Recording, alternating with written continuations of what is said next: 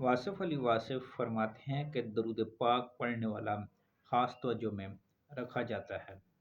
ویسے نبی کریم صلی اللہ علیہ وسلم کی زیارت کے لیے کوئی خاص فارمولہ نہیں بنایا جا سکتا۔ یہ تا آپ صلی اللہ علیہ وسلم کی خاص عنایت سے ہوتی ہے، جسے چاہیں جب چاہیں اپنا جلوہ عطا فرما دیں۔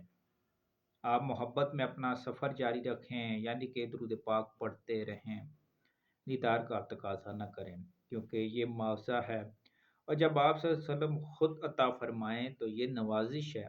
معاوضہ نہ مانگا چاہیے، نوازش کا انتظار کرنا چاہیے۔ سبب فرعون ہو تو نتیجہ موسیٰ نکلتا ہے، یہی بات اہل ظاہر کی سمجھ میں نہیں آتی۔ جہاں سبب اور نتیجہ کی سائنس ختم ہو جاتی ہے، وہاں سے رضا اور نصیب کی حد شروع ہوتی ہے۔ رضا رضا ہے، چاہے تو محنت کو مروا دے، چاہے تو محنت کے بغیر بامراد کر دے۔ زندہ ہونے کے باوجود زندگی کو نہیں سمجھ سکتا، وہ مرے بغیر موت کو کیسے سمجھ سکتا ہے؟ یہاں جو کچھ ہے وہ یہیں رہے گا، لیکن یہاں کی چیزوں کو اپنا کہنے والا یہاں نہیں رہے گا۔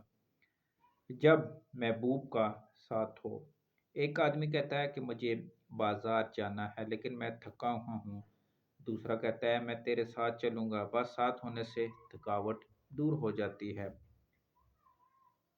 مزید فرماتے ہیں اگر تعلق رکھنا ہے تو جھگڑا کس بات کا، اگر تعلق نہیں رکھنا تو پھر جھگڑا کس بات کا۔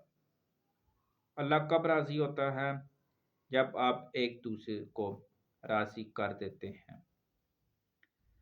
زندگی آمدن اور خرچ کے علاوہ بھی اور بہت کچھ ہے، اس میں چہرے بھی ہیں، نگاہیں بھی ہیں۔ مومن وہ نہیں جسے بھائی کی مدد کے لیے پکارا جائے اور وہ اسے قرآن سنانا شروع کر دے۔ ناظرین، اللہ والوں کی باتوں میں بہت چاشنی اور خوبصورتی ہوتی ہے۔